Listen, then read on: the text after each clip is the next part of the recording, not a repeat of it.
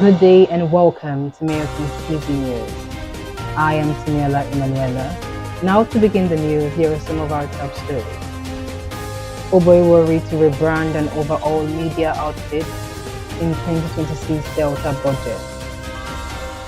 Federal government bans production and sale of alcohol in sachets and small bottles. On entertainment, Simi earns first ever foreign certification with Judicare. On sports, Super Eagles boycott training over unpaid bonuses. Now the news in full. Delta State Commissioner for Works, Rural Roads and Public Information, Charles Aniagwu, has said that the state government, under the leadership of Governor Sheriff Oborevwori, is set to embark on a comprehensive rebranding and total overhaul of its 3 state-owned media organizations. Aniagwu listed the affected institutions as the Pointer Newspaper, Delta Broadcasting Services (DBS) Asaba and DBS Warri, noting that the initiative forms a major component of the state's 2026 budget priorities aimed at modernizing and strengthening government communication channels. This was disclosed in Asaba during the Ministerial Budget Defense session before the State Ministry of Economic Planning. It stated that the proposed 2026 budget of the Ministry of Information, estimated at a little above 5 billion naira, was designed to strengthen government communication and enhance the visibility of the state across various media platforms. Delta State Governor Right Honorable Sheriff Oborevwori on Tuesday unveiled a major leap in the state's journey toward industrial transformation as he performed the groundbreaking ceremony of the Kwale Free Trade Zone, Kwale, Ndoka West Local Government Area. The KFTZ is a flagship component of the Delta State Special Economic Zone project. In what it called a promise made, promise kept, Governor Oborevwori said the project would unleash unprecedented economic growth, attract global and local investors, and create thousands of direct and indirect jobs, thus positioning Kwale as a strategic hub for energy, petrochemicals, agro-processing, logistics, and manufacturing. Highlighting the state's comparative advantage, Oborevwori said Kwale's abundant gas resources and central location make it a natural magnet for investors seeking cost-effective and energy-efficient industrial operations. He revealed that 8 companies had already indicated firm interest in operating from the zone, with 2 fully licensed, 3 approved for licensing, and 3 others in the final stages of regulatory processing. The federal government has officially banned the production, sale and distribution of alcoholic beverages packaged in sachets and bottles below 200 milliliters, in a decisive move to curb alcohol abuse and protect public health. According to the National Agency for Food and Drug Administration and Control (NAFDAC), full enforcement of the ban will begin on January 1st, 2026.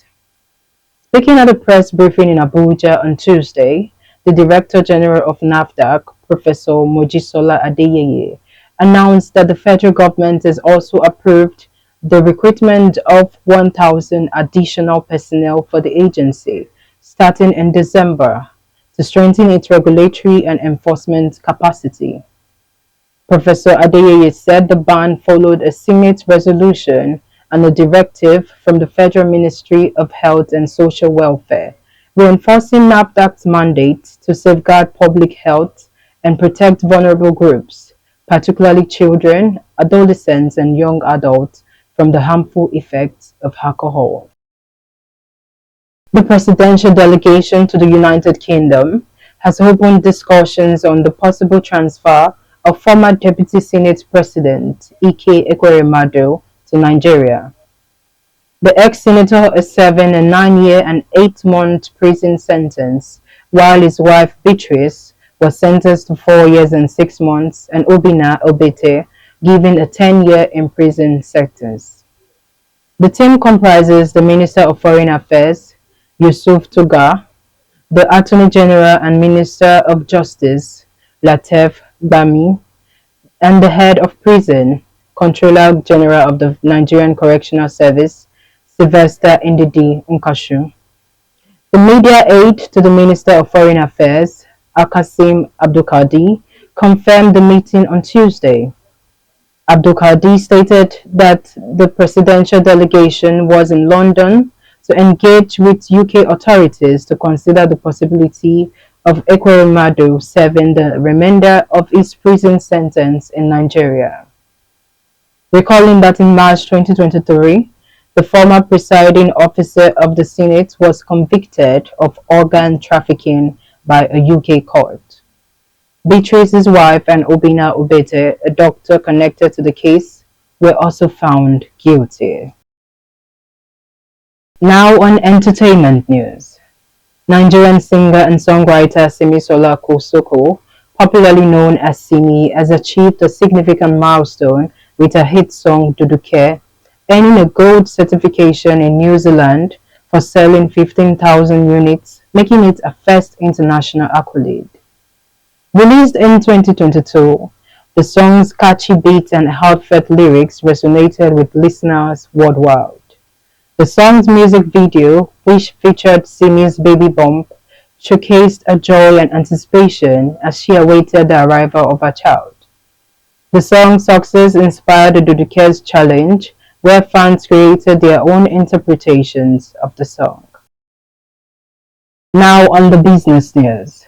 Petroleum marketers may be on the verge of shelving petrol importation in the near term following a fresh cut in the export price of the product by the Dangote Petroleum Refinery, which slashed its gantry price by 49% litre last Friday.